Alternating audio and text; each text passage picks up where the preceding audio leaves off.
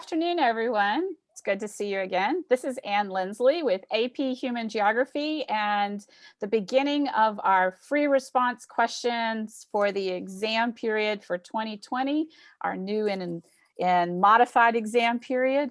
And today we have a special guest that's going to be with us, and I am going to send my desktop up so that you can see it. And there we go. Today with us is, where am I at? Do you see, is everything going? Is it going? Okay, there we go. Sorry about that. Today we have Dr. Seth Dixon with us, and he is the geography professor at Rhode Island College, but more importantly, he is our AP Human Geography chief reader. And I asked Dr. Dixon to come in and give us some advice and some of his perception of some areas that you all need to be looking at, and lead us through, once again, our discussion on some of our task verbs and our concept of scale and what we're looking at. And anyway, we're going to go ahead and get started with Dr. Dixon. We have a lot of things to cover today. If you have questions specifically about things that he's going to talk about, students, please send them in to the Slido number, which is B262. And connecting onto that, and then I will feed the questions to him as we get to a point for that. So, Dr. Dixon, if you would go on. Well, I'm very glad to be here. This is going to be nice, and I appreciate the opportunity to be able to speak with you guys, especially about this test, because I know that I always enjoy discussing how the AP Human Geography test is built, but also how to be able to prepare for the AP Human Geography exam. But this year, I think there's much more, not only interest in it, but also nervousness about it. And one thing I would like to say is this is not going to be any harder to get a 3, 4, or 5 on this exam than it's going to be in any other years. You're not going to be graded on a curve. It's going to be the same units of measure. We're not going to have as many data points to measure, but that still means there's plenty of ways that we've designed this test to make it so that it's still going to be rigorous, but also be fair to give you a chance to demonstrate a wide range of things that you learned throughout this semester. So let's go ahead and look at that. What is going to be in this AP Human Geography exam on Tuesday, May 12th? First off, I think the important thing to remember is we are trying to make this exam, not surprisingly, less Googleable, right? Or in other words, there's not going to be any simple definitions, as you probably have already heard, or things where you're just going to identify something on a map. So that's going to be very limited. In other words, we're going to have you interacting with either one stimulus or two stimuli, meaning looking at something on a map, looking at something in a data chart, looking at something in a graph, and then noticing spatial patterns, recognizing the data, and figuring out what is going on and what's the relationship between those things. Then that is going to also be the launching point for you then to demonstrate other bits of information that you're going to know. But every one of our questions is then going to definitely have a stimulus there associated with it. And one question that I already know that has been brought up to me is we're only doing units 1 through 5, and people say, but what about some issues about why some things are from units 6 and 7? I would argue that there's going to be nothing from units 6 and 7, but the overlap between what is in units 1 through 5, there's a lot of things that still have urban geographic issues, still has economic and developmental issues. So depending on how it's been taught, if you just stick very tightly with what's in units 1 through 5, you're going to be just fine. But remembering that sometimes the concepts of urban and economic and development, those run throughout the course, as does environmental and gender. A lot of topics are very cross-cutting. And so we're going to still be able to include those things in the exam, but not necessarily in a reference point of something just from units 6 or 7, right? We're going to focus on the content in units 1 through 5. I'd like to look also when we talk about these questions, they're designed overwhelmingly to help you describe and explain. And I would flip out the word, in fact, on this last one. If we can go back a slide, Anne. I'm sorry. That's fine. This one? One more. Oh, sorry. Here we go. Is the word apply was given by Trevor Packer. Thank you very much for him in giving things to all the disciplines. But when we put this in the context of AP Human Geography, apply is not one of our command verbs, right? So we're going to describe, explain, and compare, right, in terms of how we want to look at those things. And we're going to use those as our verbs to be able to get to all those relationships. So, Anne? Mm-hmm. I think the most important things when we work on the FRQs is, first of all, don't panic all at once, because it's a huge task when you see a lot of different parts in one question. Staying calm and composed, and then tackling them bit by bit. There are going to be some big ideas, and also it's going to get you to really show that you know the skills beyond the identify and beyond the define ones, right? I think that it's going to show you that you have learned all of these things, right? If it is a systematic study of the patterns and processes, that's what you've done. So now we're going to be applying that to this exam. Anne? So what are we going to get with this? Each question will be based primarily on one of these units from units 1 through 5, right? And they're also going to have crossover points in another unit, right? So there's not going to be one single question that's like, oh, that's the culture question. There's going to be one home unit, but also it will bleed into the other units, right? And so by that, I mean, it'll connect to the course exam and description, the CED, right? It will connect into those ways. So as you start looking at these maps, tables, charts, graphs, pictures, landscaped images, I would say one of the important things is, first, people rush past these very quickly. Take some time to look at the data. Take some time to look at the picture. Take some time to analyze the map. Whatever stimulus you have, absorb it, right?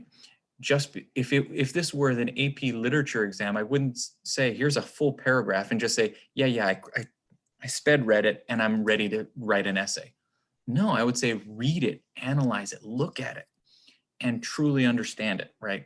So take some time with those graphs. Take some time with those landscapes, pictures, whatever they may be, population pyramids, or whether it's charts, graphics, all those kind of things. Make sure that you take some time to really dissect them, because that's what you're going to be analyzed on, right?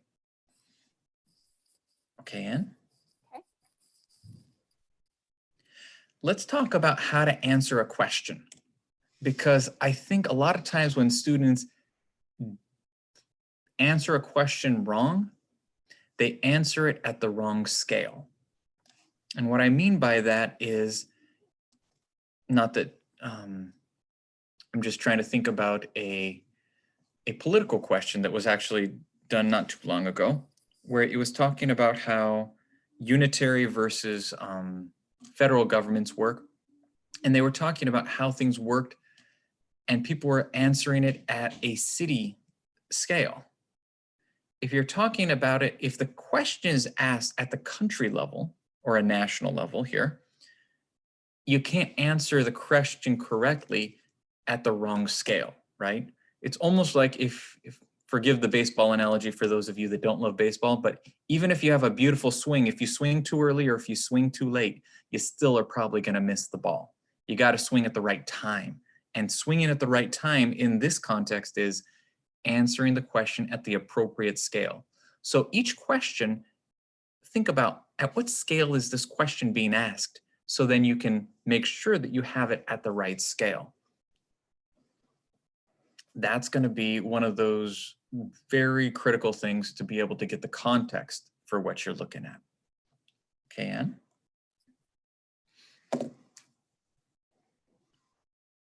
Some old advice I gave at the AP annual conference last year, it always stays true. I do believe that many students, they start with a good idea in mind. And I think if I could answer a follow-up question, I'm 99% sure that they would get the right answer if I was allowed to ask them a follow-up question. But here's the problem. No AP exam is the AP Human Geography exam is not an oral exam where I can ask follow-up questions. So I can't assume that just because it looks like you probably know the right answer, if you didn't, what I'm saying here is close the loop or show to full completion that you know what you're talking about. So when we say explain how something is impacting a particular place, don't just say, well, I can see, can you see how it worked over here? Implying that it's going to be the same over there. Or if you're asked to compare one thing, make sure that sometimes there's the implied comparison of, well, I like chocolate better. But you didn't compare chocolate to strawberry shortcake or something like that. You only just said, I like this better. The comparison is looking at both of them simultaneously to get that full idea, right? And that's closing the loop. That's what I really want for you guys to be able to do is as you write, close the loop. If I would much rather you tell me just a little bit more than you think is necessary than a little bit have too few words put into your prompts, right? I want you to be able to get your scripts to get the maximum point available. And sometimes that's saying things that you might assume, well, of course they know that's what I mean. I can't assume you know what you mean if you haven't written it down, right? So write down what you know and make sure that it addresses all the parts of your question, close that loop. So as like one quote from Remember the Titans, leave no doubt, right? Leave no doubt that there is possibility. Of course they know it because they've fully tied that loose. It's not coming undone. All right, Anne. So these are things that I say just about every year that are very important. Some of you are going to be writing handwritten. Some of you are going to be typing. For you guys that are going to be handwriting, I would strongly say use your best penmanship possible. Because if I can't read it, I can't score it. And if nobody can read it, then sorry, like I know that your teacher might be able to decipher your chicken scratch, but not everybody can. Part of it is, again, you're not being scored on penmanship, but if it's illegible, we can't score it. Do your best. Do your best to write as neatly as possible to help the reader. And if that means maybe you should type out your exam, maybe you should consider that as an option depending on your situation, right? Most importantly, I would try and think, how can I help the reader give me the maximum points possible? Labeling the parts of the question in your prompt, part A, part B, part C. Yeah, it's a little repetitive and boring on that front, but you know what? I now know they're trying to tackle this portion of the exam, this particular section. That's going to help me as I'm trying to go through that. Make sure that as you, again, we already discussed this idea of addressing the scale of the question, but also think about the task verb. The task verb is going to give you a lot of information about how much detail are you going to need to give. Is it describe? A good amount of information is necessary, but explain always has a little bit higher of a threshold, right? You can describe something and not fully get to the explanatory components of it. So use those task verbs as signals of not only what you should do, but also how much you should write. And make sure that it addresses it in what context, right? Do they say describe or explain something in the context of South Asia? Well, then I don't care if you're talking about what's going on in the world or in Western Europe or in North America. How does it affect the given context, right? So make sure that you use those things. I would always say try and be as specific as possible, but also try and be as clear as possible. And it's a demonstration of what you've done. It's a demonstration of what you know. So show us what you can do, and we are more than excited always as readers at the AP Human Geography reading to make sure that you're going to be able to get points for all of those things considered. And was there another slide? It's on the task verbs, so that's up to you if you want to stop there or if you want to answer questions now, however you want to do it. Perfect. There's one thing I would like to talk about with the task verbs. I think in some ways I would just, because we already know that define and identify, like we said, that's going to be very difficult on this exam. That's going to be much more higher order, less Googleable type answers. We're going to be focusing and emphasizing on the describe, explain, and compare task verbs, right? So I would spend my time looking at those three verbs particularly, but I would like to spend a little bit more time, if that's okay, on explain. Because explain is all over the CED in terms of the skill categories that we're going to be looking at, but it's also the only task verb that has, shall we say, a subverb associated with it, a subtask and a sub element to it. And I'd like to look at what that one is. And I think it was in the next slide, Anne. There you go. Talked about, yes, this. Explain the degree. The part that is italicized here, explain the degree, is associated with a wide range of issues. And if you look on the skill page of the CED, it talks about how a particular model, for example, the von Thunen model, right, in agriculture, right? You guys have studied the von Thunen model. Explain the degree to which the von Thunen model explains real life in a given location, right? Well, that's explaining the real life in some locations on animals and stuff that we're all in different spots. But explaining the degree, it almost inherently says there's going to be two things going on. Just like compare, it's obviously going to require a compare and contrast, because if you're going to truly compare it, you need to look at both sides and both issues, right?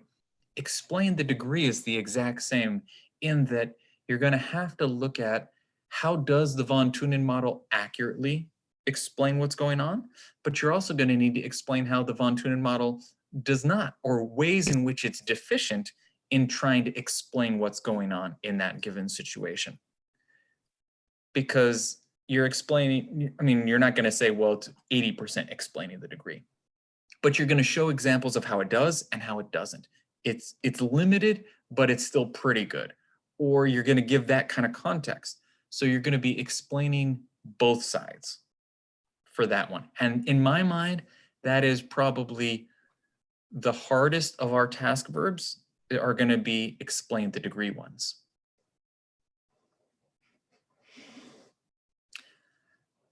I'm good with sharing that information right now. Okay. And if you want me to answer questions, Would you make a comment about the compare aspect? That, remember, we had some problems with students who had to compare and they weren't comparing the same thing in different spatial locations. It requires a parallel comparison and students don't necessarily get that. I'm going to talk about it later too, but you would, and then we'll get to questions. With compare in general, the idea is that you have to have two things that are being asked. And like I said, with my bad dessert option, just to make it not content specific, but what is better, cookies or ice cream? If you're going with a dessert, something like that, I like cookies better is not a comparison, right? It does not, or because cookies are crunchier. Well, that is a part. But if even though it's obvious, right? It's so obvious. If you're saying cookies are crunchier, but ice cream is smoother, well, it's like, well, duh, that's what you mean. But that's closing the loop in the comparison analogy, right? It's saying this is one thing, but you have to say that other secondary part, because while it might be assumed, I'm not allowed as the reader to assume that you know it. You have to demonstrate that you know it. And so that might be something that you wouldn't verbally say to somebody if you were just talking around, you know, hanging out at a campfire or something like that, or go hanging out at a mall. If you could hang out at a mall, but you're not right now. Good job, guys. Because it's implied, but don't make it an implied part of your task. It needs to be an explicit part. So that's why you're asked for both explain the degree and compare, to make sure that you have dual components in there to fully get the marks for that comparison. Okay. So you want to talk about answer some questions? We've had quite a few come in. Sure. Okay, so first one is, are the stimuli going to be from the book? There's 5 books. Okay, there are many, many books that are used in AP Human Geography, and I am sad to maybe hurt your hearts here, but we will never use something that is directly from a book, because those are copyrighted by those books, but also we're going to be looking for sources of information that I would say that might be similar. What are charts, graphs, and maps that are used in your books? Now, maybe it was a map about languages. We're not going to use that map about languages, but a map of languages would certainly be something that we could do. Maybe we're going to look, your book has pictures of cultural landscapes. We're not going to use that cultural landscape, but we'll use different landscapes around the world. Like it might be, there are a lot of things like that, right? Where there is a stimulus or those pictures from books, but we're going to definitely use our own unique stuff to then say, can you apply that thing that you read in that book? And if you really got it, you're going to then be able to apply that same concept to this new picture, this new graph, this new map, or this new chart. Okay. All right, a question comes in. I'm a little confused. Oh, where'd it go? Where'd that question go? Oh, how many questions are in each FRQ? Does the question come from different FRQ1 and FRQ? I think what they're saying is, how many questions are going to be part of FRQ1 and how many questions will be part of FRQ2? But I don't think you can talk about that. The number of parts exactly, it's going to be in a regular year, it would be a 7-part question. And 7 parts is just a little bit too much to really have in this. It's going to be a shortened version of an FRQ. So a mini FRQ. So sometimes I know that some people are looking at it like, how can I answer a full FRQ and all that? You don't have to answer a full FRQ in that. It will be smaller, like Anne said. We're not telling you exactly how much smaller, but there will be parts in it, but it won't be as long as those old 7-part questions. Okay. And another question that I saw that was related to that was, why is the rubric not available? Some of the courses have rubrics that are already out because they're about the logistics, but we don't do that, but they want to hear it from you. A rubric for AP Human Geography is usually very specific to the question. So when I say, what is the answer? That's what's going to be in the rubric. And it's almost impossible for AP Human Geography for us to give you a rubric without telling you what the question is. Because then if you can read the rubric, you can reverse engineer what's the question going to be, right? So in that regard, some disciplines I can see how that could work, but that's why in AP Human Geography, we can't release the rubrics until then. Next question is, should we focus on models and theories in units 1 through 5? Models and theories are certainly important in units 1 through 5. They're not the only thing. I know a lot of teachers love teaching the models and theories. They're good, but it's an important thing of that's how we use those to understand real world situations. So if you can use those to help you understand the real world situation, I think that's fantastic. But remembering that even with, they do have their limitations, right? So that's why we don't use them exclusively. So this is another question that I'm not sure. This came out of a comment that was made in one of the review sessions. It said, what does, quote, even if you don't finish all parts of the question, you could still get a 5 mean if they don't finish it? Yeah. Excellent question. A lot of people are very much worried that you're gonna be busy the whole exam, right? Sometimes there have been some exams where you're twiddling your fingers and twirling your pencil, just waiting for the test to end when it's being proctored. But because this one is being taken at home, it's been designed so that there's going to be a little less time. So some of you that are super fast test takers, you're going to be probably finishing right at the right time. Some of you that are ultra slow test takers, maybe there's a part or two that you don't address in the FRQ. What I would like to say is that's okay. And you don't need to worry about it, because let's just say there's maybe 10 to 12 total points available in this exam, right? How are we looking at it? If you're going to then say, well, I didn't answer that one last part of the question, well, maybe you're going to miss a point. Maybe, one thing will drop off. But in the larger scheme of things, that's not whether you get a 4. You don't need to get a 100% to get a 5. It's scored relative to, in many ways, how well did a student truly master those. If you, on an old 7-point question, you wouldn't need to get all 7 points to be earning a 5. In fact, if you got a 4 on some FRQs on a 7-point scale, that was seen as excellent. Excellent students were getting 4s. And so what we did at that point means, if you didn't get to one that you couldn't answer at the end, that's just fine. Because if you could get those 4 points earlier or in different spots, it's going to all work out. So maybe if you are maybe running out of time, maybe you can skip ahead to the things that you really know. But my thought is don't worry about what you don't get to, because typically some of the harder questions are typically backlogged and at the bottom, shall we say, of the question. So the first couple parts of a question are designed to be the earlier ones and the easier ones and most accessible ones for you to score on. Okay. So the next one is, what do we need to be concerned about the word discuss? It shows up in a lot of the different former questions on the AP classroom. Excellent question. Let's discuss.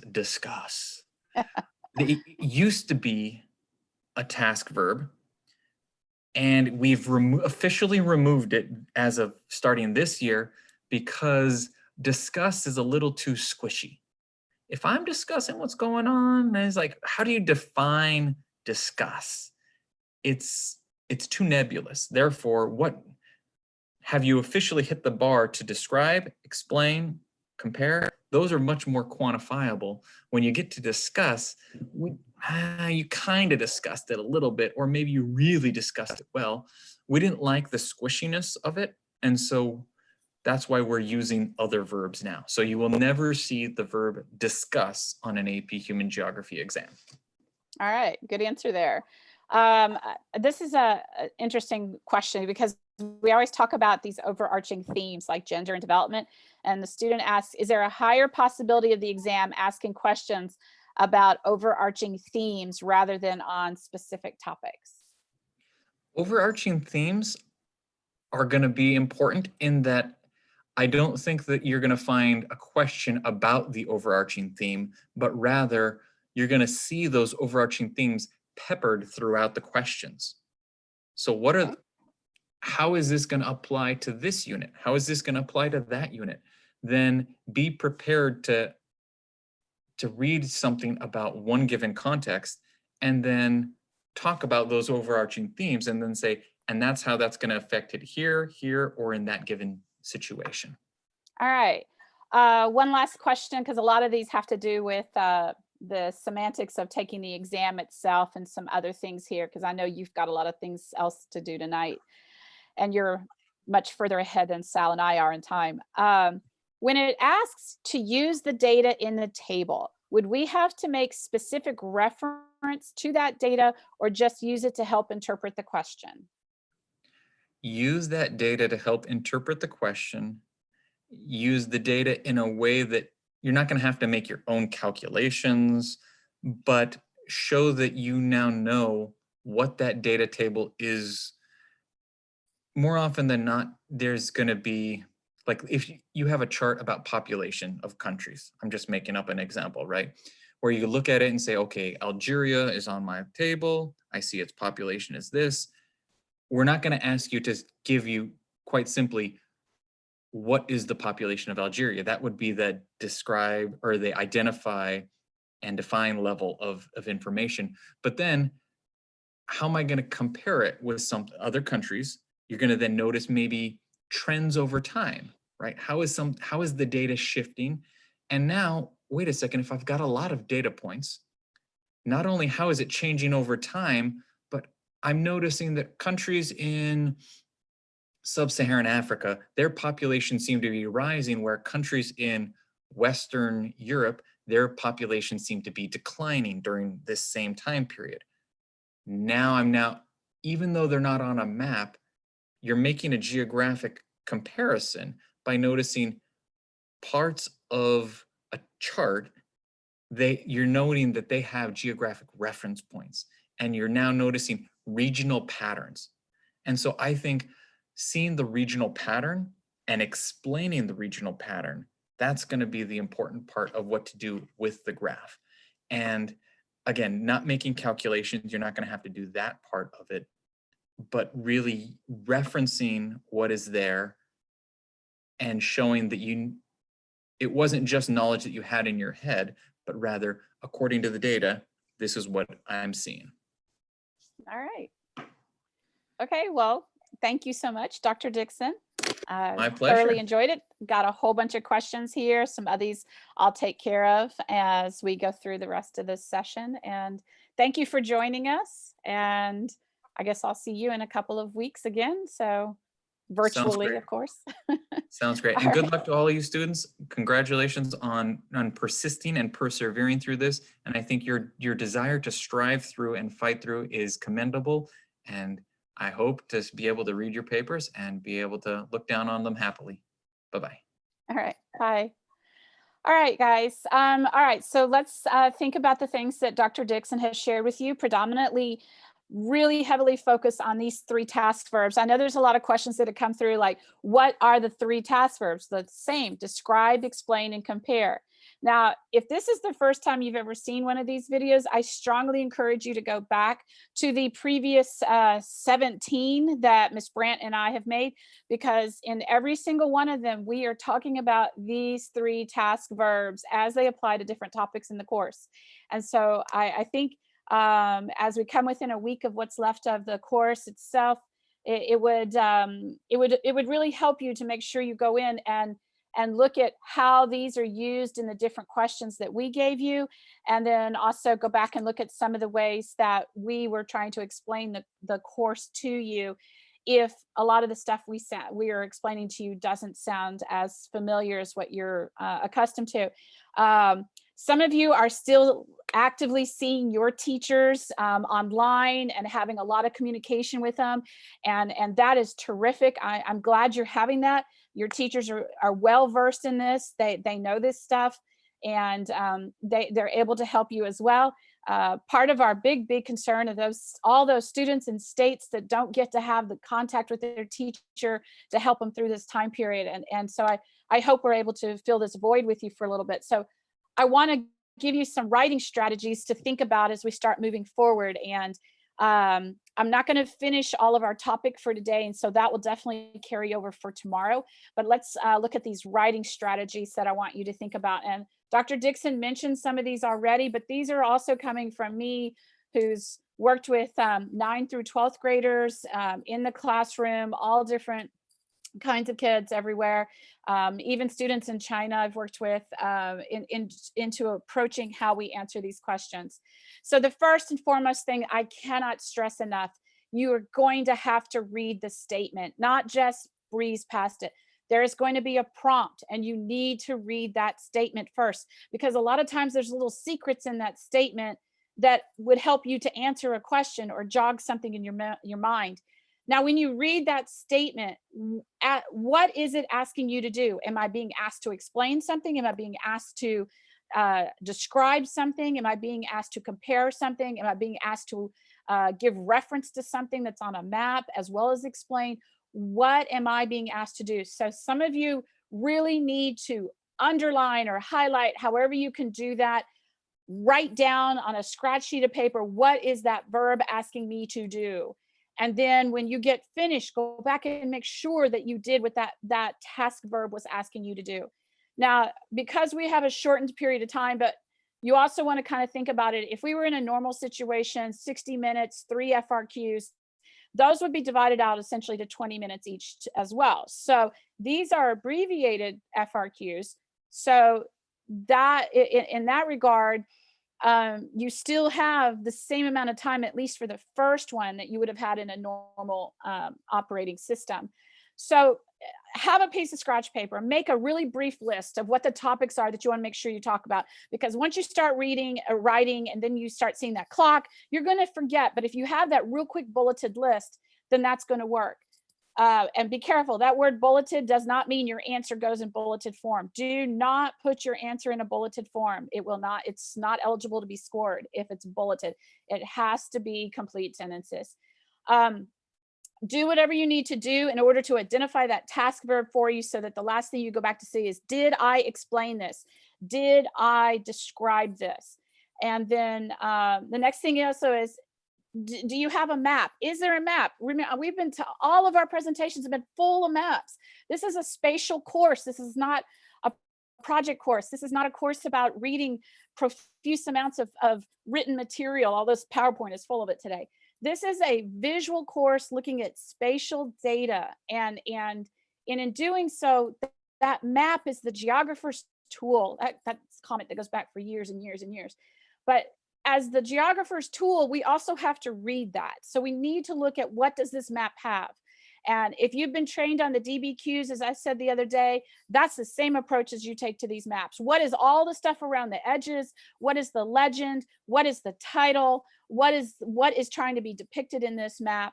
And then I start looking at what the data in the map is trying to tell me. And I need to assess what the question is asking me to determine what the purpose of the map is. And I've got to do this really quickly, okay? So I'm being asked to refer to specific type of data, say in East Asia, all right?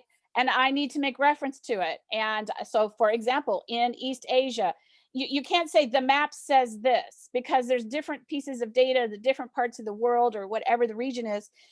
And if you do that, the reader isn't going to know what you were talking about. You have to tell us, as Dr. Dixon said, you have to close the loop, tell us specifically, what are you talking about in reference to that map or reference to that data? So what do we want you to do and what we don't want you to do? First of all, as you already know, if you do, as Dr. Dixon also said, if you don't finish the last ones, that's okay. We're assessing more heavily the front end of it. But the thing is that you really need to enumerate. So in the event that you don't answer something in order, if you're skipping around different portions of the question and we can't tell that becomes a problem. And so we ask that you enumerate. And that's different in other subjects. In geography, we want you to enumerate. That tells the reader, this is my part A portion, or this is my part C portion. And you need to make sure that you do that. That's very important for you. It's very important for the reader. Don't provide information that's off topic. Okay, it doesn't matter your own personal opinion. Your personal opinion is not on the rubric, and that's what's most important. Stick with the facts, stick with the answer that is being asked for, stick with the data that's being presented to you. Um, if you're not sure what something is valid or not, make sure it supports the question. Does it say, this is always a question that's come up, and I saw it several ways through there, through the sample questions that were coming in. If the question asks for an example, give an example. But what happens if the question doesn't ask for an example and you're discussing a geographic concept or you're describing something? I always tell my students, as I did this morning, always provide an example. Provide an example, because you may not know that may be built into the rubric. And so you're safer to provide an example. If it's not needed, it's not needed. It's that this is a points awarded system, not a points taken away system. But if you know the example and you didn't provide it and it needed it, that's where you could be disadvantaged, okay? Because you needed that example to get the answer correct. So, and providing an example is the application of geographic knowledge. And that's what we mean by that concept of apply. You're applying the geographic knowledge or example or concept or what have you, however you want to phrase that, to the actual question that you are answering.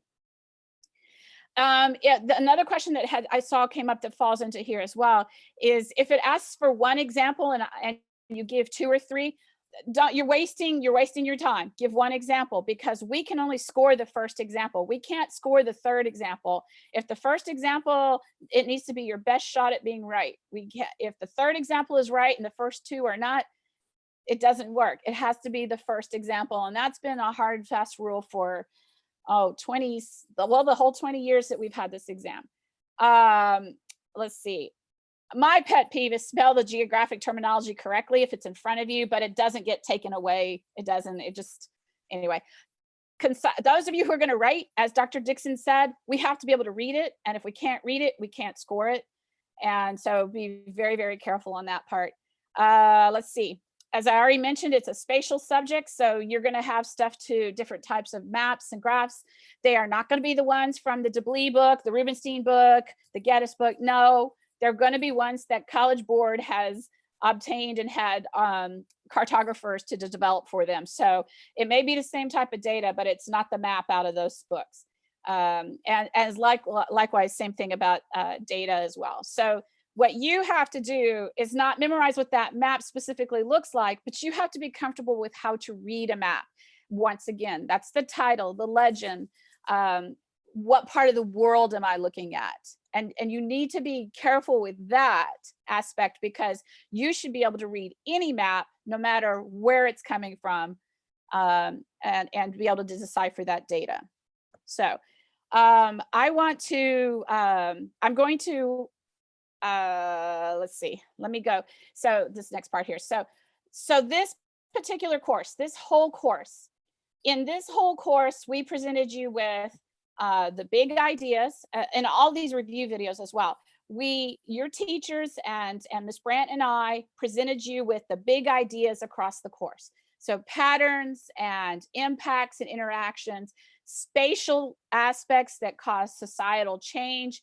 These are the big ideas of how we then begin to categorize all that geographic information into things like economic and social and political and environmental impacts, okay? And arrangements. So these big ideas go across this entire course. So we had review sections on every single one of the big ideas across this whole course. So once again, if you haven't seen them, I would encourage you to go back and look at them, because this helps to develop the geographer's lens, like the lens in your eye. This is the geographer's lens. How do we see the world around us? I drive my students nuts because I process everything as a geographer. And it's for some great conversations with some folks, and some other folks are just like, okay, I'm going to biology now. Now, the way that we acquire that geographic knowledge with inside of the big ideas and understanding it is through this process of the skills. So once again, this is the reason why we went through all of the skills, where we looked at specific topics and specific theories, and then how we looked at maps and how things are spatially or arranged on the Earth's surface. And then we looked at how data is part of that and how that data gets mapped. And then we look at how photographs and images and satellite images and all of that becomes the way that we begin to incorporate moving into understanding this course through the big ideas. And then we take all of that and we look at it at different levels of scale, at the global scale, the national scale, the regional scale, and then as well state and local scales. And those can all be broken down all the way down to your neighborhood.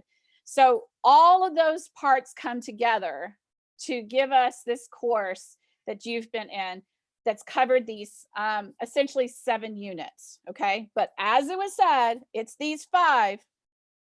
But when you start to get into these units 6 and 7, these topics in particular, topics that deal with development topics that go back here to agriculture and women, that goes back to population and gender studies.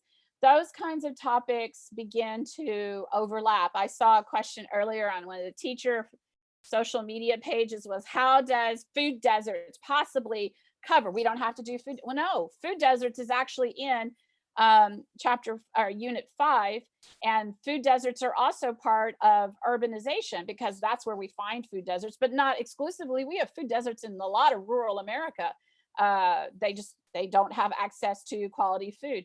But that's also a topic here in unit 5. So you have to be real careful of totally discrediting this, but there are specific vocabulary issues you do not have from 6 and 7. Just be careful with the bigger topics. All right, so in this entire course of study that we've given you, you've completed a systematic study of patterns and processes that have shaped human understanding, use, and alteration of the Earth's surface from the human end of it, okay? And once again, the spatial patterns, the relationships, this spatial perspective again, and using 5 ways of thinking geographically to analyze all of this to create or evaluate a geographic approach, okay? So I want to skip down to the FRQs that you had to, that Ms. Brandt gave you yesterday. I put them down here at the end so that Dr. Dixon wouldn't have to go through them. And I want to go ahead and address those. And then I will also give you the ones for tomorrow. And then tomorrow I'm going to talk about a lot of the logistics for the AP exam to help you get things set up and think about here over the weekend, because next week we will have 2 days of mock exams and then 2 days of review, and then a capstone type day on Friday. So let's look at the FRQ questions you had from yesterday. And once again, notice here, describe what information the demographic transition model provides about one country. So what is this? You have to know what the demographic transition model is asking you to do. So in that regard, hopefully that you looked at this and saw that it relates to changing birth rates, changing death rates within a period, within a country over a period of time as a country progresses through development. Hopefully you were able to answer that. That question is asking you literally to apply the demographic transition model with the data that you see, or with data, how data changes. In the second one here, it says identify one country listed in that's in stage 2, the demographic transition model. Okay, and then it goes on to describe one reason. So this is a good example of where the identify really is not going to stand alone. You would read this question and say identify and describe one country, or describe and provide an example of one country that is in stage 2 of the DTM. And so if you look at this, hopefully you realize that a country in stage 2 is going to have a high birth rate, and it's going to have a higher death rate as well. So your birth rates and your death rates are both going to be relatively high to the rest of the countries in particular, but in this case, these are going to be unusually high. So hopefully you guessed Ethiopia and or Nigeria. So the population number is not the factor here, y'all. It is the birth rate and the death rate, and then followed with the fertility rate to see how populations are still growing. And then the third question here is using the data in the table, describe the relationship between birth rate and infant mortality rate as the epidemiologic transition occurs in a country. So that requires that you would know what the epidemiologic transition is. It's not asking you to define it. It's asking you as it occurs in the country. So as a population reduces or eliminates the disease that is a high mortality of their infants and young children, as they eliminate that causal factor for mortality, then they cross the epidemiologic transition. And so if you have a high mortality of infants and young children, then you probably have a problem with safe water, access to safe water, and chronic diseases that are carried through pollution and contamination. And so once you fix your water system or have it fixed, then this mortality rates begin to decline with your infant. When you have a high infant mortality rate, you're also going to have a high birth rate. Okay, so last is explain the total fertility rate and the infant mortality rate implied about the roles of women in the countries listed in the table. So in this particular portion here, countries where women have access to more healthcare, access to better quality food, they're going to have more, or they're going to have a lower infant mortality rate, and thus their fertility rate will also decline. But notice here, this is dealing with women. This question is looking at how are these issues centered around the role of women. Be careful with these kinds of questions, because we've seen some others in other areas. The answer specifically has to address the role of the women in this country. So what can be done to resolve problems for them that leads to high infant mortality rates or high fertility rates? And then on the flip side of that, but not these countries, explain why in some countries the status of women is the reason why there's a low infant fertility rate, as in the case of Japan. Okay, so I hope you followed with some of that. If not, ask me on Slido and I'll answer questions after we get done on some of that. All right, so the AP question I'd like for you to practice for tonight deals with refugees and deals also with some data. And I want you to explain the difference between an internally displaced person and a refugee. So an IDP and a refugee, that is a definite terminology difference. And then one political, one social, one environmental reason why refugees flee their country. So they're categorized by your ESPN concept. And then using the chart above, select a country and identify one reason why refugees have left that country. So of the 5 countries there, you just have to pick one and say, well, why are they leaving there? What's going on in Syria or Iraq and Sudan, Afghanistan, Somalia? And so that's a pretty short answer right there. And then 2 economic impacts on the receiving country. Economic, be careful here. This didn't say just 2 impacts. This specifically led you to economic, and economic is going to have to do anything with money. Okay, so hopefully you can think about some of those. And let me see about any last minute questions. William, are there any questions here? I'm going to talk about the logistics of the exam tomorrow. So a lot of those questions that have asked about that will be on there. Let's see, for scale of analysis, if you get a global map showing orange production per country, would the scale of analysis be global or country? It's a global map. So is that going to be, the scale is the global map. The data, that's a global scale. Even though the data is in those different countries, your map is still a global map. If the prompt says describe one, but we put 2 answers, will both responses? No, only one answer will be, only your first answer will be responded to. We still don't know how many, these are repetitive questions, y'all. We still don't know how many questions are going to be part of the FRQs, but it won't be 7. It'll be fewer. Yes, everyone taking the exam at the same time receives the same 2 questions. So those folks in China that are taking it at 3 o'clock in the morning are at the same time as my students are taking it here. And I'm purposely not saying the time because I don't want to mess y'all up or they're in different parts of the country, but you really need to find out what time your exam is at. We're all taking it at the same time. All of the AP exams for each subject are being taken at the same time. Your device only needs to have camera capability if you are, wait a second. No, if you're going to photograph it on a cell phone and then upload it, then you don't need to have a webcam. Nobody's filming you. Let's find me some other questions here. Are there multiple questions in one FRQ? Yes, there always are. Look at the examples we've been giving you. I don't know how many parts there are yet. None of us do, I promise you. What do you mean by speed and ESPN is ways of categorizing information. ESPN is economic, social, political, and environmental. So it's the way we categorize information.